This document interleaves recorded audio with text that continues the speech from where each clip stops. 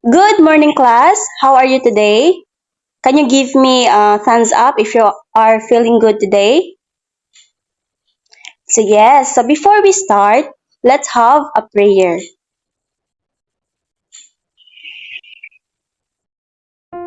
Angel of God, Angel of God, my guardian dear, to whom God's love commits me here. Ever this day, be at my side, to light and guard, to rule and guide. Amen. Oh, I'm a gummy bear. Yes, I'm a gummy bear. Oh, I'm a yummy, tummy, funny, lucky gummy bear. I'm a jelly bear, cause I'm a gummy bear. Oh, I'm a moving, grooving, jamming, singing gummy bear. Oh, yeah, gummy, gummy, gummy, gummy, gummy bear. Gummy, gummy, gummy, gummy, gummy bear. Biting by dolly party, pointing by dolly party, pointing by dolly party, party pop. Pointing by dolly party, pointing by dolly party, pointing by dolly party, party pop. Oh, I'm a gummy bear, yes, I'm a gummy bear. Oh, I'm a yummy, tummy, funny, lucky gummy bear. I'm a jelly bear, cause I'm a gummy bear. Oh, I'm a moving, grooving, jamming, singing gummy bear. Oh, yeah.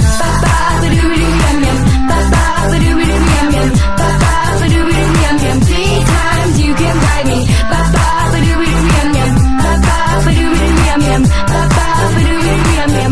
times you can buy me. Gummy, gummy, gummy, gummy, gummy bear. Gummy, gummy, gummy, gummy, gummy bear.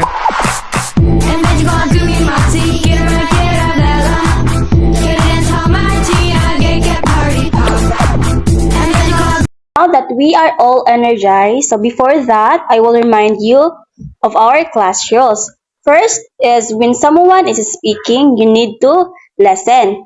Second, when you have questions, you can raise your right hand. Do you understand, class?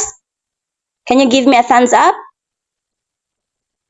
Yes, thank you. So now that we are all energized, let's recall what was our discussion in the previous lesson. So what was our discussion in our previous lesson?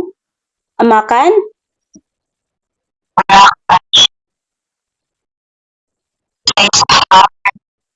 Yes, so Alwina, can you define what is matter? Yes, matter is anything that is of space, different forms of matter, solid, gas. Yes, you are correct. Can you give Ma'am Alwina a clap? So for the next questions, so what are the examples of matter? Miss Marilyn,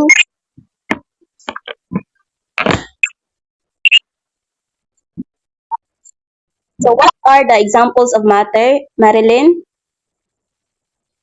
matter first, share, notebook, or the air, or even the air we breathe is made up of matter. So can you describe or can you give what are the states of matter? Yes, Alwina? Yes, you are correct. But before we dive deeper in our topic, so I have here the materials.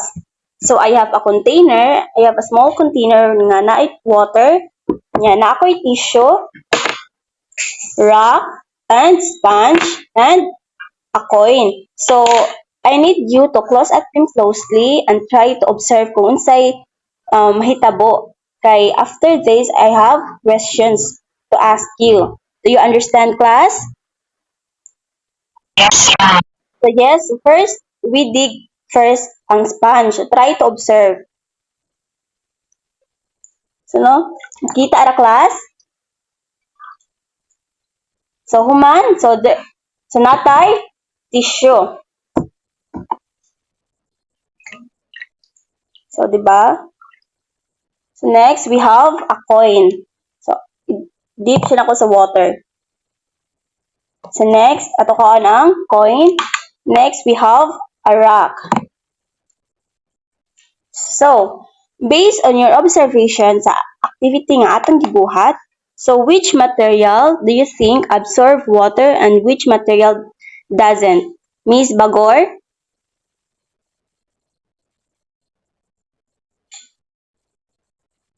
Yes, Alwina?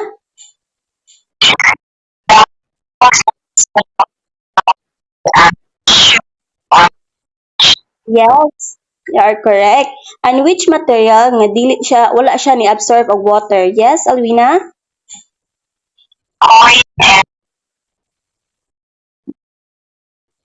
Yes, you are correct. So, materials that can absorb water is ang sponge o ang tissue. And sa mga materials nga dili mo absorb og water, we have rock and a coin. So, next question. So, based on your observation, how can you tell if material can absorb water? Miss Aigiquillo?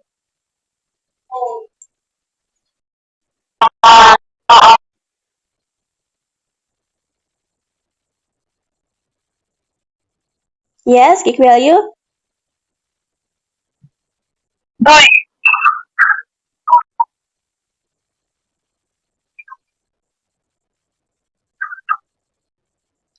So, no? So, yes, Giquillo? So, based on your observation, how can you tell if a material absorb water? Unsa may mausab niya?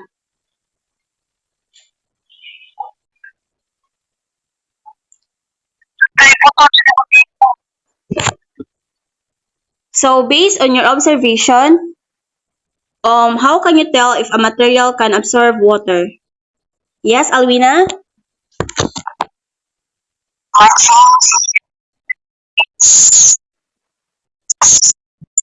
Yes, you are correct. So, one of the sign nga masulti nato nga usa ka material is ma-absorb siya og water is mausab ang iyang appearance o ang iyang texture. So, sa iyong na-obserbahan, di ba, before nato gibutang ang sponge sa tubig is light color pa siya but after nato siya gibutang sa tubig is na dark yellow. So, and also sa texture pod kay before nato siya gibutang ang sponge sa water is gaan pa siya. But after is na heavy na siya, di ba? So for the last question, so why do you think some materials absorb water and while other don't? Miss Abagor?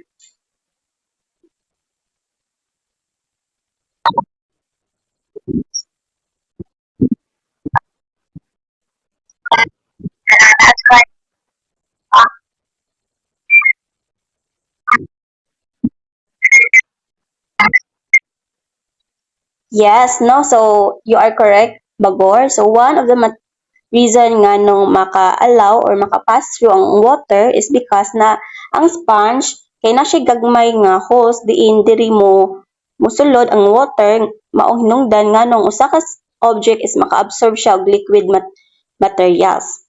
So now, to understand more about our topic, I'd like you to remain attentive and engaged. So let's welcome Ms. Obregon for the next demonstrator. Thank you, Miss Clava. And hello, students. How are you today? I hope you're doing good. So, before we proceed to our discussion, na ako ay video diri. But before that, remind lang class nga please look and observe the video carefully because after, I will be asking some questions and pick random students to answer.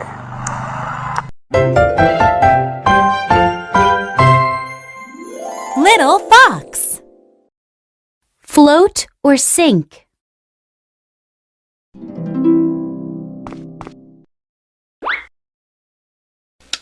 The toy duck floats.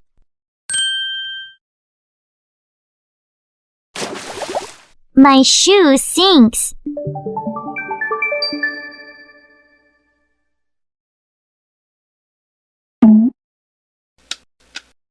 The ball floats.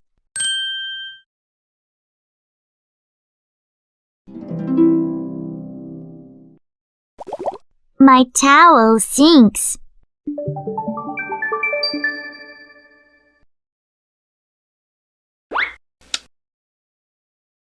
The cup floats. My spoon sinks.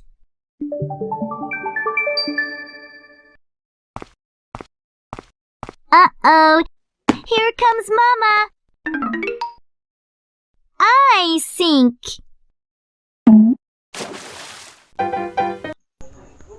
Okay, Makan, what is your understanding about the video presented? Very good. Thank you, Makan. Next, Gikilio, what have you learned from the video presented?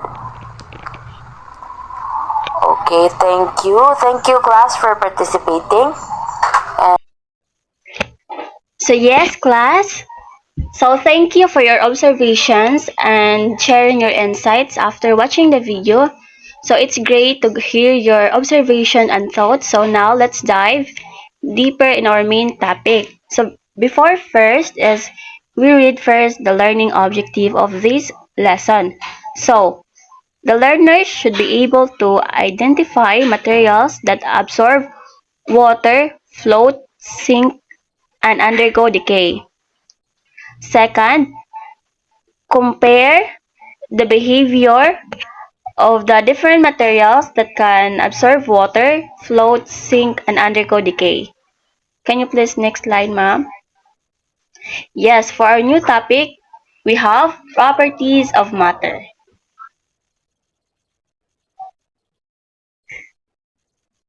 Next slide, please.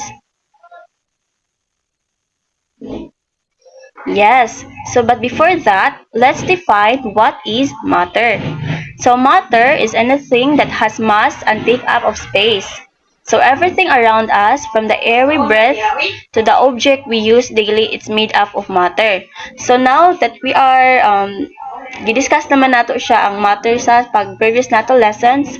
So first, let's identify or the properties of matter. Next slide.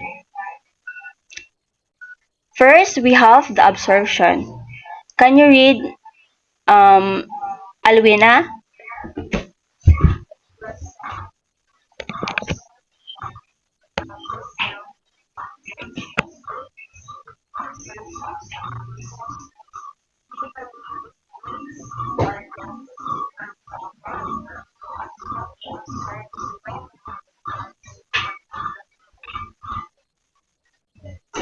Yes, you are correct. So, absorption, so it means to take in something liquid in a natural or gradual way.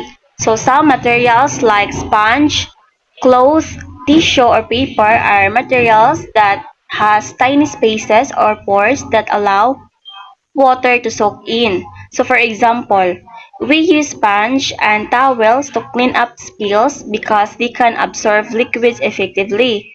However, not all materials absorb water like plastic, can, or rocks. But they are useful for keep things protected or from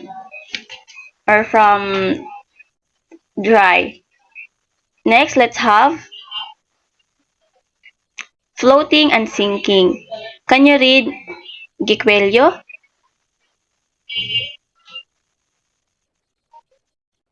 Yes, Bagor, can you read?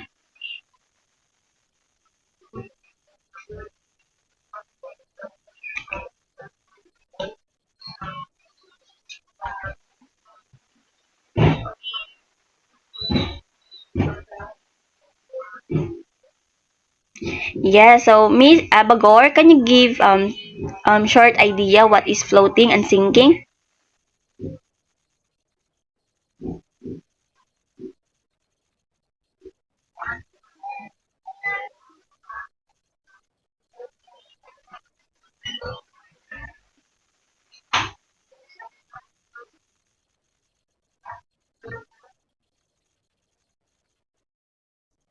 Yeah, so in simple terms, float means stay on top of the surface, while sink means to fall on the bottom. So, naka-experience na ba mo nga maligo og dagat, di ba? Nakabantay mo. We use salbabida para dili ta mo sok adto sa, di ba, sa water.